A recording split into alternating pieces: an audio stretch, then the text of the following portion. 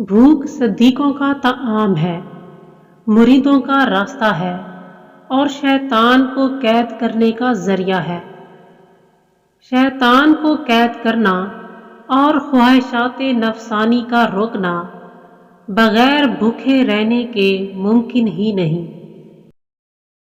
تمام امور کی بہتری انسان کی کوشش اور تدبیر پر موقوف نہیں، بلکہ ہر بلندی کی بھلائی اور برائی خدائے قدوس جانتا ہے، اور جو تکلیف اور راحت انسان کو پہنچتی ہے وہ خدائے قدوس کی جانب سے پہلے ہی اس کی قسمت میں مقرر ہوتی ہے۔ نفس کی مخالفت ہی سب عبادتوں کا اصل اور تمام مجاہدوں کا کمال ہے۔ بندے کے لیے سب سے زیادہ دشوار چیز خدا کی پہچان ہے۔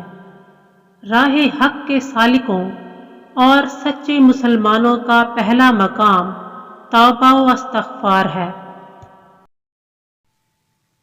علم با عمل حاصل کرنا چاہیے، کیونکہ بغیر عمل علم گدھے کی مانند ہے۔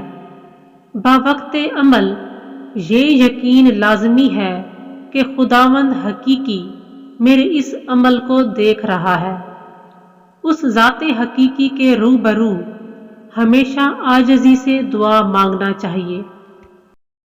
بدترین انسان وہ ہے کہ لوگ اسے مرد خدا سمجھیں اور وہ در حقیقت ایسا نہ ہو، اور بہترین انسان وہ ہے کہ لوگ اسے درویش نہ سمجھیں اور در حقیقت وہ درویش ہو، اور سب سے افضل ترین وہ ہے کہ لوگ اسے مرد کامل نہ سمجھیں مگر در حقیقت وہ اعلیٰ پائے کا مرد خدا ہو۔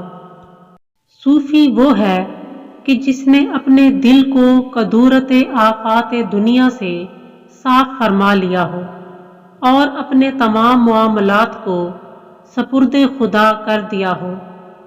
سچا مومن وہ ہے جس نے اپنا منہ دنیا سے موڑ لیا اور جس کی نظر میں دنیا کا پتھر، سونا، چاندی، کنکر اور کوڑا سب یکساں ہوں، اور اس کا دل ہر وقت یاد حقیقی میں محب ہو۔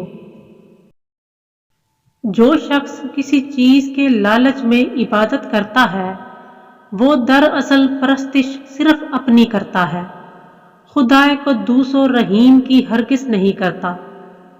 مخلوق میں وجاہت حاصل کرنا اور مخلوق سے اپنی مداح سرائی کرانے کا مطلب اپنے آپ کو متکبر بنانا ہے۔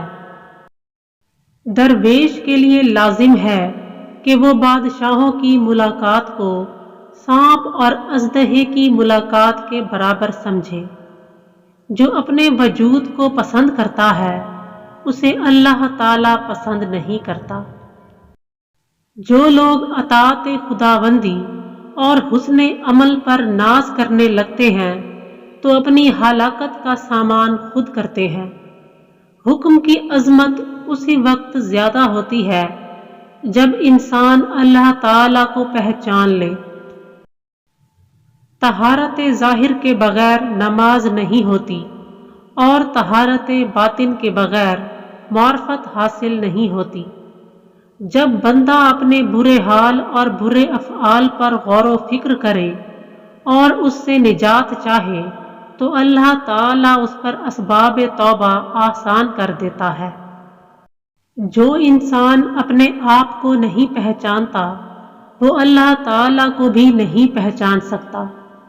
انسان تین چیزوں کا مجموعہ ہے: روح، نفس، جسم۔